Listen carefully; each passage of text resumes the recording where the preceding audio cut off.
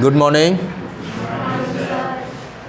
आज हम लोग हिस्ट्री में कंजर्वेटिव क्या है और न्यू कंजर्वेटिव क्या है इसको देखेंगे।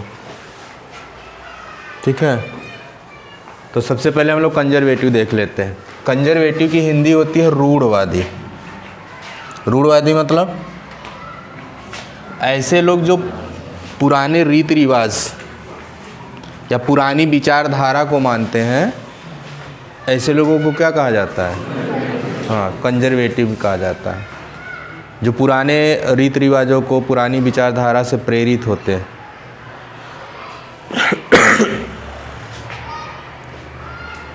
और वो समाज में परिवर्तन नहीं चाहते हैं। स्पेशली जो पुरानी रीति रिवाज है, विचारधारा, वो बदलना नहीं चाहते हैं उसको। अगर इस प्रकार की फीलिंग से, इस प्रकार के आइडियोलॉजी से कोई इंस्पायर्ड है तो उसको हम क्या कहते हैं? कंजर्वेटिव। यहाँ पे देख लेते हैं, who believed in traditional and cultural values. ऐसे लोग कंजर्वेटिव कहे जाते हैं जो ट्रेडिशनल और कल्चरल वैल्यू में विश्वास रखते हैं, पुराने रीति रिवाजों में विश्वास रखते हैं। इनकी सोच क्या है? Traditional institution of state, state का जो भी ट्रेडिशनल इंस्टीट्यूशन होगा,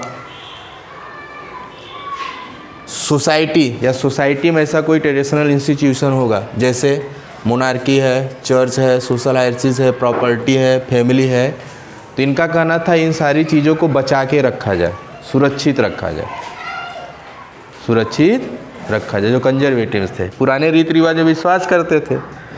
तो यहाँ पे आपको एक पॉइंट देखने को मिलेगा कि वो राजशाही में भी विश्वास करते थे। मतलब वो चाहते थे कि हमारे यहाँ जो गवर्नमेंट हो, जो शासन हो, वो कैसी हो? राजा वाली पद्धति। राजा ही हमारे यहाँ क्या करे? शासन करे। तो ये तो कंजर्वेटिज्म थे पहले, रेवोल्यूशन के पहले वाले कंजर्वेटिज्म थे। देखो, आप 9 से थोड़ा सा अपने आप को हमेशा कनेक्ट करके रखोगे तब समझ में आएगा। जब फ्रांस का रेवोल्यूशन हुआ तो उस समय वहाँ डेमोक्रेसी नहीं था, राजा का शासन चल रहा था। तो जो राजा का शासन चल रहा था वो लोग इसी तरह से कंजर्वेटिव टाइप में थे। फिर वहाँ पे क्या आया? डेमोक्रेसी आई। फिर नेपोलियन आया। अभी नेपोलियन क्या है? नेपोलियन को हरा दिया ना, नेपोलियन हार गया। अब नेपोलियन जब हार गया तो वहाँ पे किस प्रकार का शासन आया? तो वहाँ पे जो शासन पद्धति आई वो क्या आई? New conservative. तो न्यू कंजर्वेटिव क्या था? ये कंजर्वेटिज्म का ही रूप था, लेकिन इसमें कुछ चेंजेस शामिल थे, इसलिए इसको न्यू कंजर्वेटिव कहा गया। New conservative. तो किस प्रकार का चेंजेस इसमें शामिल था उसको समझिए। ये भी रूढ़वादी ही थे। ये भी ये चाहते थे कि हम लोग ट्रेडिशनल और कल्चरल वैल्यू को ही इम्पोर्टेंस दे, लेकिन ये कुछ और परिवर्तन भी चाहते थे। तो क्या परिवर्तन चाहते थे? Most conservatives did not propose a return to the society of pre revolutionary days. बहुत सारे कंजर्वेटिव आइडियोलॉजी को मानने वालों ने कहा कि हम प्री रेवोल्यूशनरी सोसाइटी में वापस नहीं जाना चाहते हैं। मतलब डेमोक्रेसी के पहले जो सोसाइटी थी हमारे यहाँ, जो पुरानी कंजर्वेटिव्स की सोसाइटी थी, उस सोसाइटी को हम नहीं अपनाना चाहते हैं। हम कंजर्वेटिव्स तो हैं, हम सोसाइटी चाहते हैं, लेकिन कुछ इम्प्रूवमेंट के साथ। पुराने वाले सोसाइटी को हम अपनाना नहीं चाहते। They believed that establish institution of state and society should be preserve. इनका भी विश्वास था कि स्टेट का या सोसाइटी का जो भी इंस्टीट्यूशन उसको प्रिजर्व किया जाए, लेकिन with the change initiate by Napoleon. Napoleon ने जो परिवर्तन किया था, जो चेंजेस किया था सोसाइटी में या शासन में, उस चीज़ को भी क्या किया जाए? शामिल किया जाए। अब पुराने कंजर्वेटिव में नेपोलियन का नाम नहीं था। न्यू कंजर्वेटिव में नेपोलियन का नाम क्यों है? क्योंकि नेपोलियन जब हारा तो उसके बाद का जो शासन चल रहा है, वो शासन कौन कर रहा है? कंजर्वेटिव ही कर रहे हैं। लेकिन ये जो कंजर्वेटिव शासन कर रहे हैं, ये पुरानी रीति रिवाज को साथ में लेके चल रहे हैं, और ये भी कह रहे हैं कि नेपोलियन ने जो भी सुधार किया है, उस सुधार को भी हम साथ में लेके चलेंगे। इसलिए इसको कहा गया न्यू कंजर्वेटिव। तो कंजर्वेटिव और न्यू कंजर्वेटिव में इतना सा अंतर है। ठीक है, इसने क्या किया? अपने साथ नेपोलियन ने जो भी इम्प्रूवमेंट किया था उसको इंक्लूड कर लिया। आगे का पॉइंट हमारा है ट्रीटी ऑफ वेना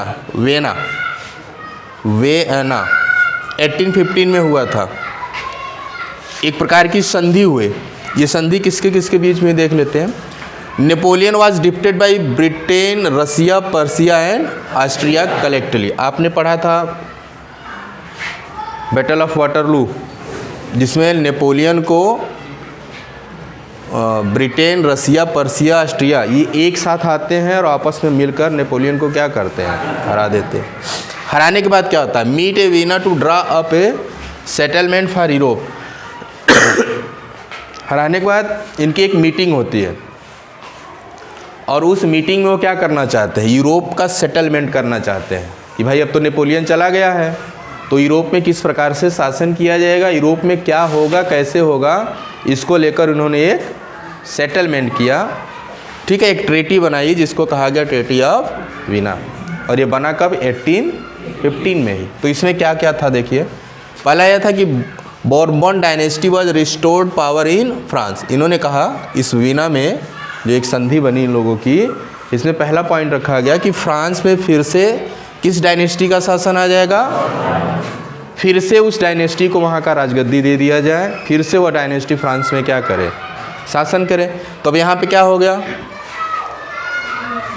डेमोक्रेसी खत्म हो गई, नॉन डेमोक्रेसी फिर से आ गया।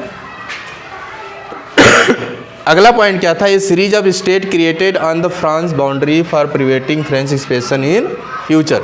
जो फ्रांस था ना, फ्रांस के बाउंड्री पर नए स्टेट का क्रिएशन किया गया, नया स्टेट बनाया गया फ्रांस के बाउंड्री पर चारों तरफ, उसकी एक सीरीज बना दी गई। और ये स्टेट बनाने का मेन रीज़न क्या था कि फ्रांस कभी भी फ्यूचर में चाह के अपनी सीमा का विस्तार न कर सके, क्योंकि आगे स्टेट रहेगा तो रोकेगा। तो इसलिए ये जो ट्रीटी ऑफ वीना था, इसमें सेकंड पॉइंट ये रखा गया कि फ्रांस की बाउंड्री किसी भी प्रकार से फ्रांस चाहकर भी अपने बाउंड्री का विस्तार न कर सके, इसको रोकने के लिए उन्होंने क्या किया, इस सीरीज ऑफ स्टेट का क्रिएशन किया। कहाँ पे, फ्रेंच बाउंड्री पर, ताकि फ्रांस चाहकर भी अपनी सीमा को न बढ़ा सके। थर्ड क्या है, German confederation was left untouch. अब थोड़ा सा जर्मन कन्फेडरेशन के बारे में जान लीजिए। ये जर्मन लैंग्वेज, जर्मनी लैंग्वेज बोलने वालों का समूह था। ठीक है, जर्मन लैंग्वेज बोलने वालों का ये क्या था, समूह था। और ये किसने बनाया, यही एक ऐसा समूह था जिसको इस वीना में टच नहीं किया गया। जैसे पहले ये काम करता था, इसको भी वैसे ही रखा गया, इसमें कोई छेड़छाड़ नहीं किया गया। Main intention was to restore the monarchies that had been overthrown by Napoleon. इस वीना का मेन इंटेंशन क्या था, मुख्य उद्देश्य क्या था कि जो राजा का सिस्टम चल रहा था, उस जो राजा का सिस्टम चल रहा था जिसको नेपोलियन ने उखाड़ के फेंक दिया था, उसको फिर से रिस्टोर करना। मतलब फिर से पूरे यूरोप में कौन सा शासन होना चाहिए, मोनार्कल शासन होना चाहिए। मेन इंटेंशन इसका यही था, क्योंकि जब नेपोलियन शासन कर रहा था ना, तो इन कंट्री को टेंशन हो गया था, क्योंकि पड़ोसी को देख कर कहते नहीं है, अगर आपके घर में फ्रीज आ जाए तो पड़ोसी के पेट में क्या होने लगता है, दर्द, जब तक उसके घर फ्रीज ना आ जाए। ऐसे फ्रांस में जब डेमोक्रेसी आ गया तो उसका इफ़ेक्ट जो है फ्रांस की बाउंड्री से निकल कर यूरोप के अन्य स्टेट में जाने लगा। तो जैसे जैसे डेमोक्रेसी की डिमांड बढ़ने लगेगी तो जो मोनार्कल सिस्टम वो घटने लगेगा ना, तो मोनार्कल सिस्टम को फॉलो करने वाले जो थे उनके बीच में टेंशन हो गया। उसके बाद नेपोलियन आ गया, नेपोलियन ने और सीमा बढ़ाना चालू कर दिया। तो इन सब से परेशान होकर इन लोगों ने क्या किया, संयुक्त रूप से नेपोलियन को हराया, और हराने के बाद फिर से डेमोक्रेसी का नामो निशान ख़त्म करके कौन सा सिस्टम लाना चाहा, मोनार्कल सिस्टम लाना। और फिर से एक बार फ्रांस और यूरोप में क्या हो गया, राजशाही शासन चलने लगी, मोनार्कल सिस्टम चलने लगा। अब जब मोनार्कल सिस्टम चलने लगा तो ऐसा नहीं था कि मोनार्कल सिस्टम का अपोज करने वाले नहीं रह गए। मोनार्कल सिस्टम का अपोज करने वाले थे, छुपे स्तर पर थे, तब भी राजशाही सिस्टम जो था, मोनार्कल सिस्टम जो था, उसका विरोध किया जा रहा था। तो विरोध कौन कर रहा था उसको हम लोग देख लेते हैं।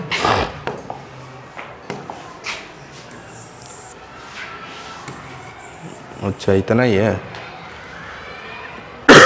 विरोध करने वाले कौन थे देखिए, द रेवलरीज मतलब क्रांतिकारी किसको कहा जाता है? टू बी रेवलरीज एट द टाइम, उस समय रेवलरीज का मतलब a commitment to oppose monarchical form, जो मोनार्कल फॉर्म की गवर्नमेंट चल रही थी उसका विरोध करने का साहस करना। तो जो व्यक्ति उस समय मोनार्कल फॉर्म के गवर्नमेंट का विरोध करता था, ऐसे लोगों को क्या कहा जाता था? रेवलरीज कहा जाता था। जो राजा का विरोध करता था, राजा का जो सिस्टम चल रहा था उसका विरोध करता था, विरोध करने का क्षमता रखता था, दुस्साहस करता था, ऐसे लोगों को हम क्या कहते थे? रेवलरीज कहते थे। That had been establish after the Vienna congress, Vienna congress के बाद ये रेवलरीज इस्टेब्लिश किया गया। तो मतलब जब यहाँ पे आपका क्या हो गया, गठबंधन हो गया, बन गई, और ये कहा गया कि राजशाही सिस्टम को फिर से लागू कर दिया गया है, तो इसका विरोध करने वाले आएंगे उभर के सामने।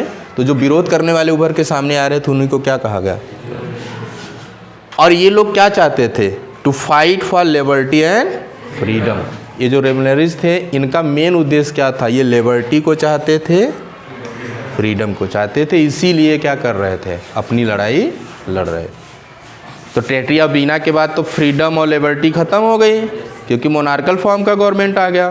तो जब मोनार्कल फॉर्म का गवर्नमेंट आ गया तो उसको जो विरोध करने वाले थे उन्हीं को हम क्या कहें? रेवलरीज। क्लियर? इसमें एक नाम आता है गोएस्पी माजनी। गोएस्पी माजनी ये फेमस नाम है और अक्सर एग्जाम में इस पर 60 नोट लिखने के लिए आता है या इनसे क्वेश्चन पुटअप करता है। बहुत ज़्यादा नहीं, 3-4 पॉइंट में आप इसको समझ जाओगे। 60 नोट में गोएस्पी माजनी इनका नाम है, समझ लेना। बॉर्न इन जिनेवा, इनका जन्म कहाँ हुआ था? जिनेवा में। कब? 1807 में। ये थे कौन? A member of secret society of Carbonari.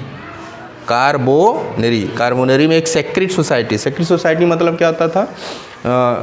ये जो रेवलरीज थे ना, खुलेआम तो रह नहीं सकते थे। अगर ये खुलेआम रहेंगे तो राजा इनको पकड़ के क्या करेगा? तो ये छुप के रहते थे, छुप के रहते